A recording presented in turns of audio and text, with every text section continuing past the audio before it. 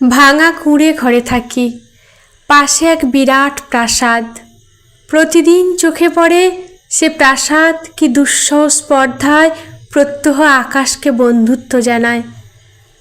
আমি তাই চেয়ে চেয়ে দেখি, চেয়ে চেয়ে দেখি, আর মনে মনে ভাবি এ অট্টালিকার প্রতি ইটের হৃদয়ে অনেক কাহিনী আছে, অত্যন্ত গোপনে, ঘামের, রক্তের আর চোখের জলের।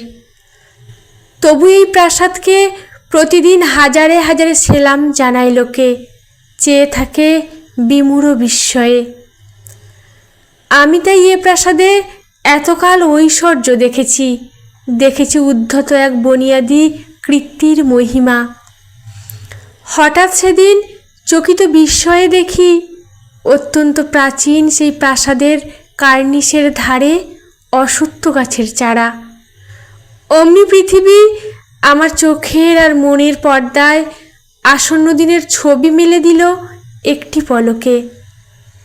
ছোট ছোট চারা গাছ, রসহীন খাদ্যহীন কার্নিশের ধারে বলিষ্ঠ শিশুর মতো বেড়ে ওঠে দুরন্ত উচ্ছ্বাসে। হঠাৎ চকিতে এ শিশুর মধ্যে আমি দেখি এক বৃদ্ধ মহিরুই, শিকড়ে শিকড়ে আনে অবাধ্য ফাটল উদ্ধত প্রাচীন সেই বুনিয়াদি প্রাসাদের দেহে। ছোট ছোট চারা গাছ নিঃশব্দে হাওয়ায় দোলে, কান পেতে শোনে প্রত্যেক ইটের নিচে ঢাকা বহু গোপন কাহিনী, রক্তের, ঘামের আর চোখের জলের। তাই তো অবাক আমি, দেখি যত অশ্বত্থ চারায় গোপনে বিদ্রোহ জমে, জমে দেহে শক্তির বারুদ। প্রাসাদ বিদীর্ণ করা বন্যা আসে শিকড়ে শিকড়ে।